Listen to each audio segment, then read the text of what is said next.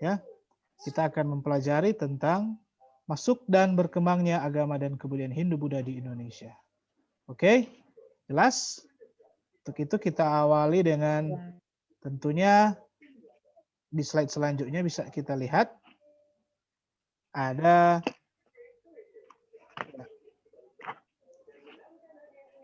ya ini. Jadi tentunya ada hipotesis ya. Hipotesis. Wah, tapi mohon sebentar ya, Bapak nak lama ya.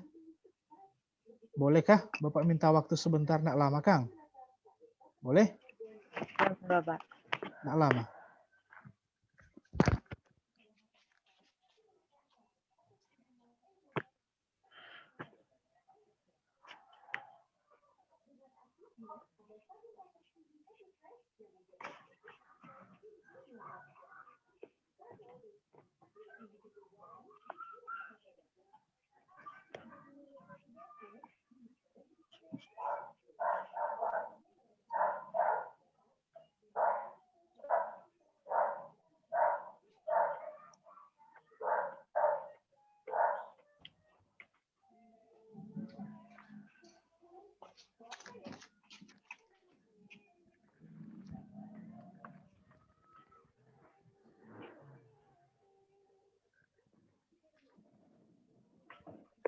Ya, jadi sekali lagi mohon maaf ya.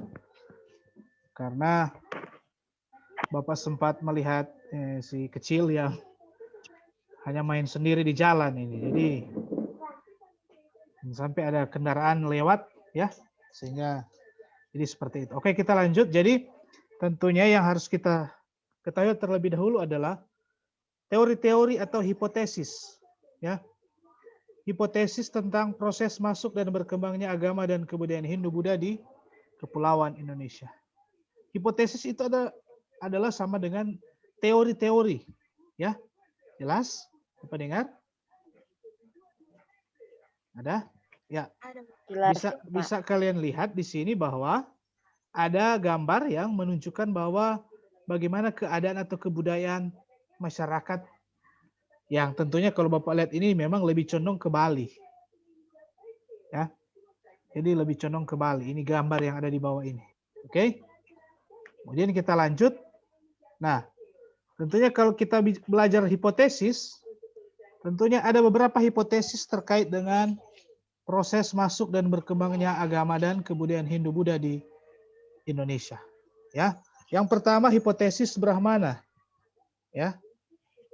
Oke. Yang kedua hipotesis kesatria. Ya. Jadi yang pertama hipotesis Brahmana, yang kedua hipotesis kesatria, dan yang ketiga hipotesis Waisya. Ya. Dan yang keempat hipotesis Sudra. Oke.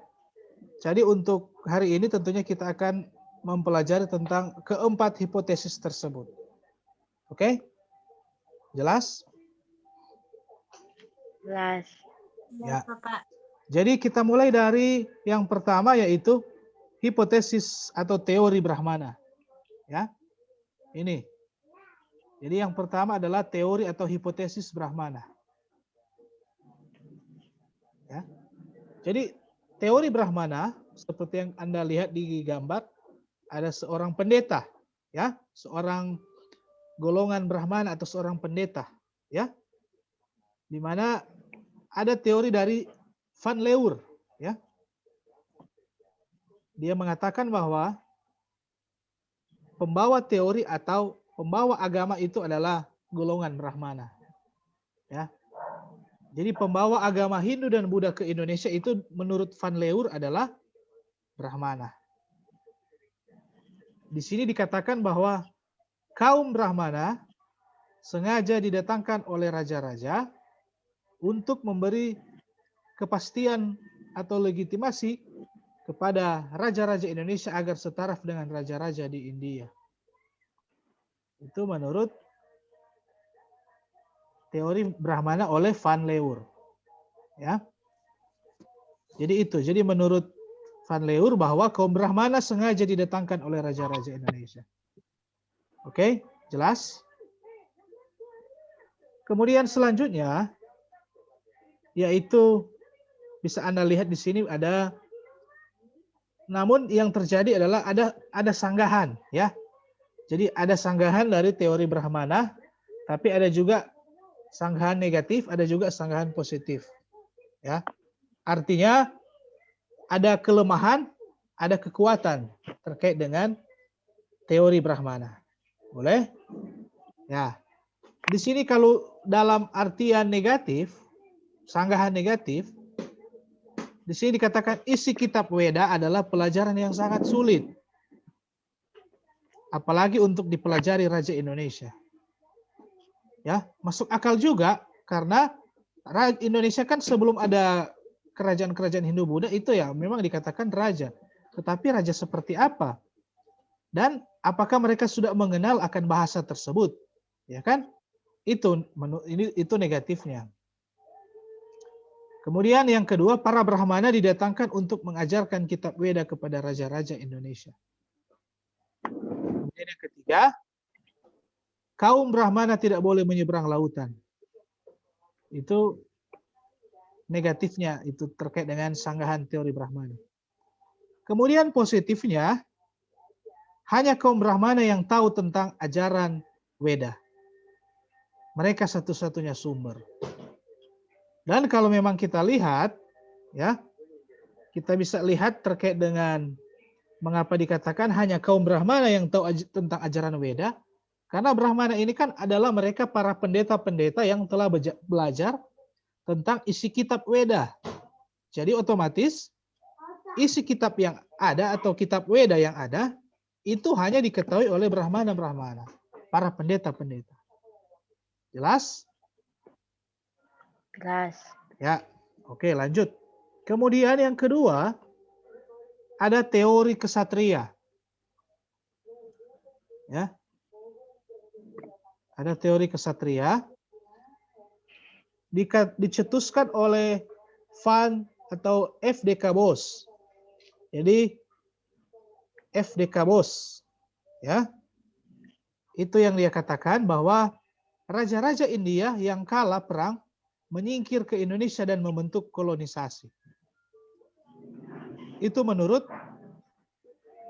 F.D.K. Bos. Ya.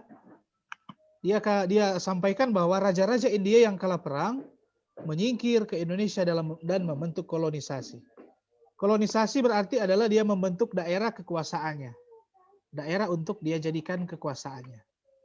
Seperti itu. Tapi ada sanggahan. Sanggahan dari teori kesatria ini adalah tidak mungkin pelarian kesatria dari India mendapat kedudukan yang mulia sebagai raja. Jadi itu sanggahannya.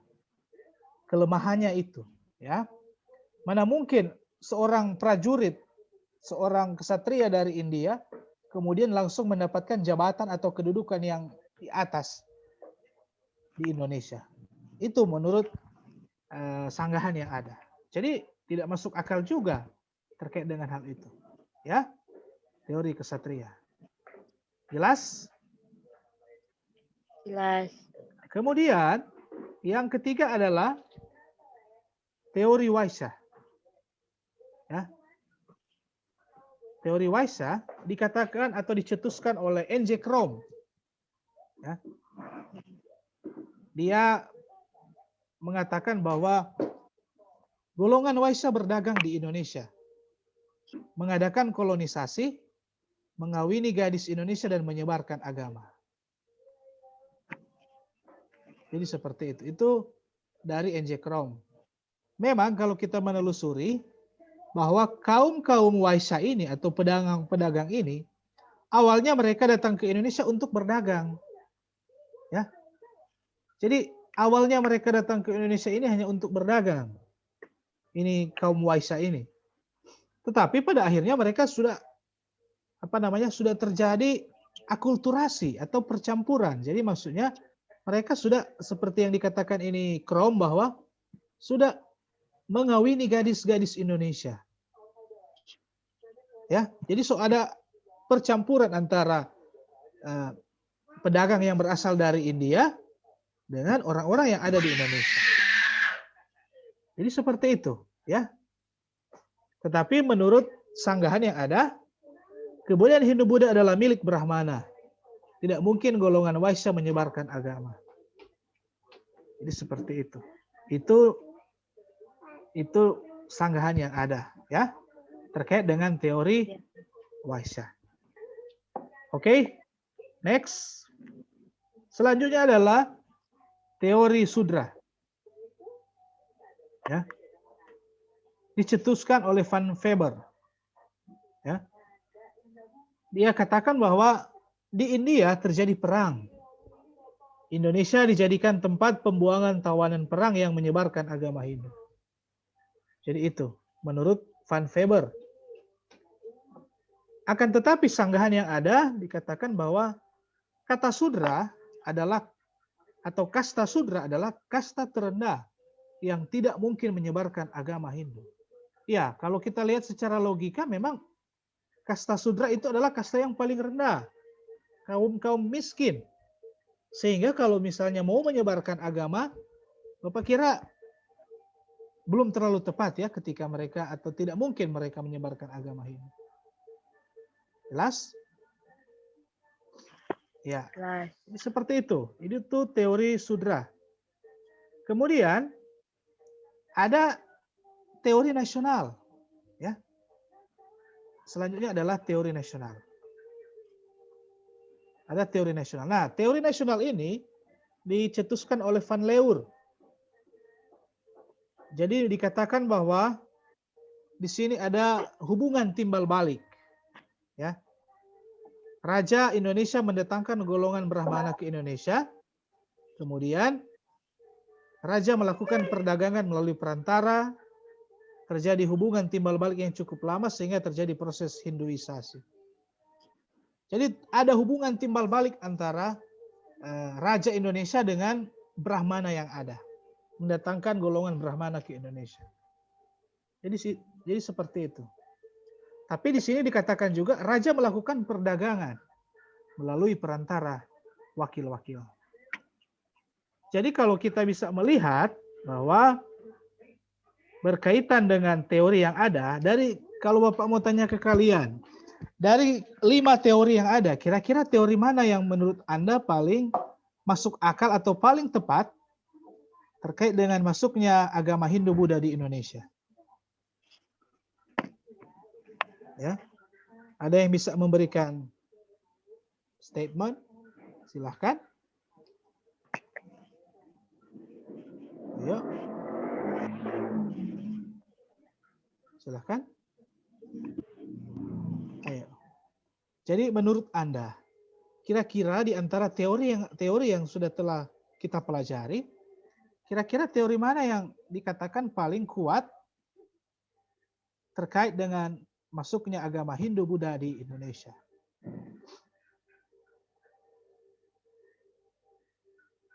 Silahkan. Siapa yang bisa memberikan pendapat ataupun teori Brahmana? Ya, silahkan. Ada alasannya kira-kira seperti apa? Silahkan.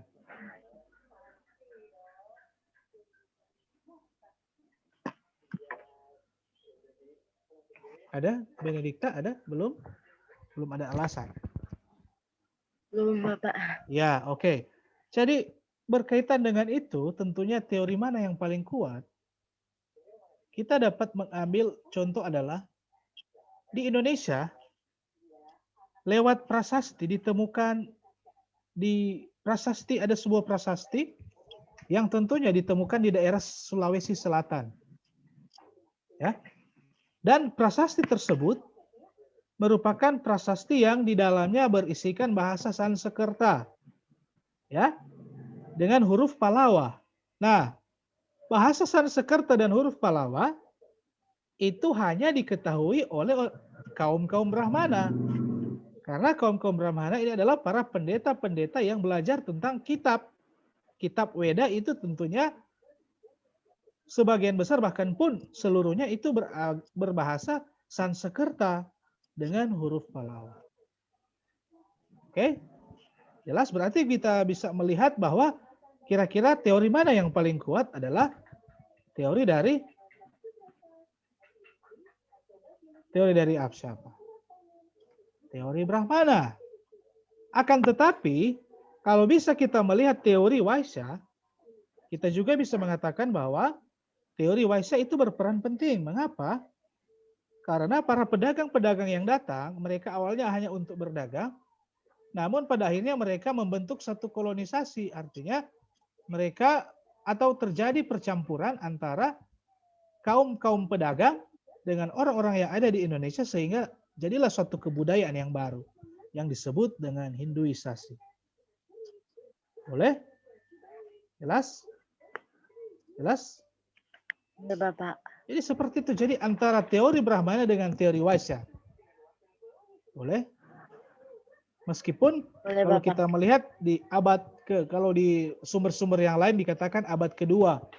Tetapi ada sumber mengatakan juga di abad keempat masuknya agama Hindu-Buddha di Indonesia.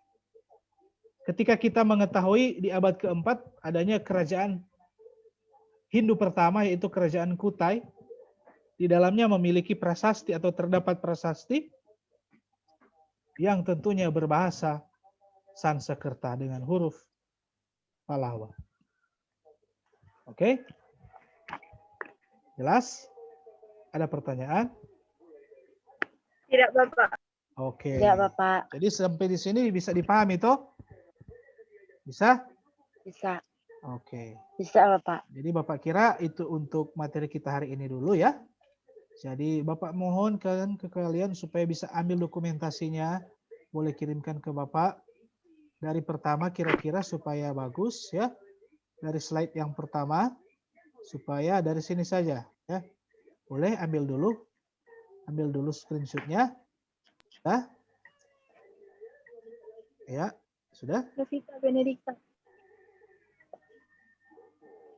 Sudah? Ya. Oke. Sudah? Next. Slide kedua, silahkan. Gaby Selisita Gebiola. Ya. Slide kedua, silahkan. Sudah? Gaby, kamera Gaby. Ya. Bapak juga mau pindah Kang dulu. Tunggu tidak lama supaya dapatnya lebih terang. Karena ini soba gelap. Sudah toh? Sudah? Oke. Kemudian selanjutnya. Iya, Bapak Pemika. Oh, nak terdapat ya. Gelap Kang. Tunggu tunggu sabar ya. Iya, Bapak. Sabar ya.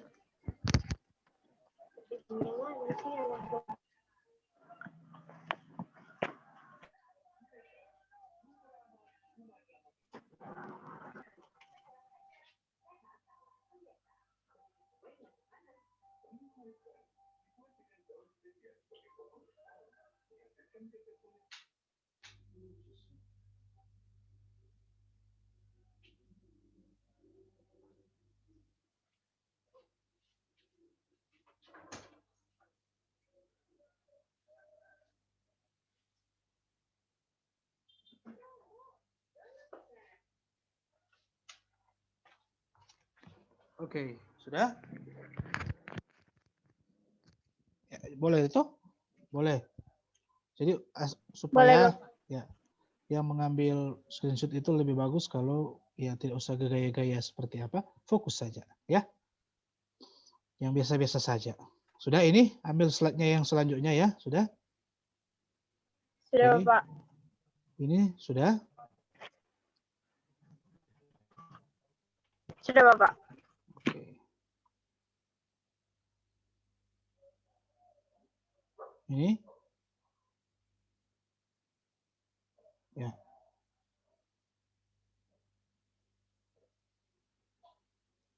Satria.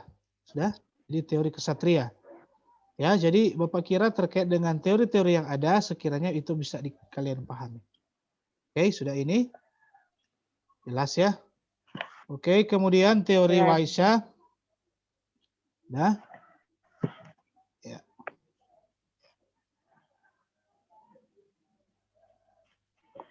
Dan teori Sudra.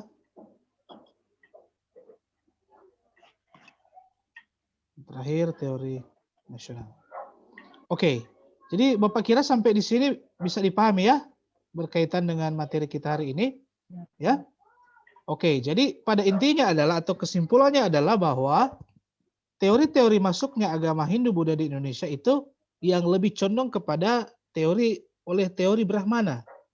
Tapi pun juga selain Brahmana ada juga teori selanjutnya itu teori tentang teori Waisya, di mana para pedagang-pedagang yang awalnya datang untuk berdagang, akan tetapi telah adanya proses kolonisasi bahkan pun terjadinya percampuran atau akulturasi antara para pedagang-pedagang dengan masyarakat atau warga Indonesia pada waktu itu. Sehingga terjadilah proses akulturasi yang tentunya menghasilkan kebudayaan baru yaitu Hinduisasi. Oke? Jadi seperti itu terkait dengan teori-teori masuknya agama Hindu dan Buddha, di mana juga bahwa diketemukanlah sebuah prasasti yang berbahasa Sanskerta dengan huruf Palawa di Sulawesi Selatan pada waktu itu, atau arca atau prasasti, ya. Jadi seperti itu. Dan hanya para pendeta-pendeta yang mampu untuk membaca akan prasasti bahkan pun huruf tersebut. Jadi seperti itu. Ada pertanyaan sampai di sini? Tidak, Pak. Oh, tidak. Oke. Kalau tidak, untuk pertemuan hari ini sampai di sini dulu kira-kira. Nanti Bapak kira akan berlanjut di pertemuan-pertemuan selanjutnya. Jadi sekali lagi Bapak ucapkan terima kasih atas partisipasi kalian ya yang telah mengikuti kegiatan pembelajaran hari ini. Semoga itu bisa bermanfaat bagi kita bahkan pun Anda sekalian semua yang ada. Oke. Terima kasih. Jaga kesehatan, tetap selalu sehat. Dan juga, jangan lupa selalu berdoa kepada Tuhan. Ya. Dan untuk Bapak, pertemuan kita kali ini, kita akan tutup dengan doa. Mohon kesediaan dari Sharon untuk menuntun kita dalam doa penutup. Marilah kita berdoa. Dalam nama Bapa dan Putra dan terus amin. Puji dan syukur kami haturkan kepadamu, ya Allah yang Maha Kuasa, atas penyertaan kepada kami di sepanjang pelajaran kami. Semoga apa yang telah diberikan oleh Bapak dapat kami pahami dan kami mengerti. Bimbinglah kami di sepanjang hari ini, seluruh pengalaman kami kini dan sepanjang masa. Dalam nama Bapa dan Putra dan Roh Kudus. Amin. Oke, terima kasih atas partisipasinya. Dan mungkin untuk pertemuan selanjutnya Bapak akan memberikan tugas. Tapi untuk kali ini belum ada penugasan. Oke, jadi nanti di pertemuan selanjutnya. Atas kerjasama yang baik, kemudian kebersamaan hari ini, ucapkan terima kasih dan selamat siang. Dan Tuhan Yesus memberkati. Oke, bye. Bye.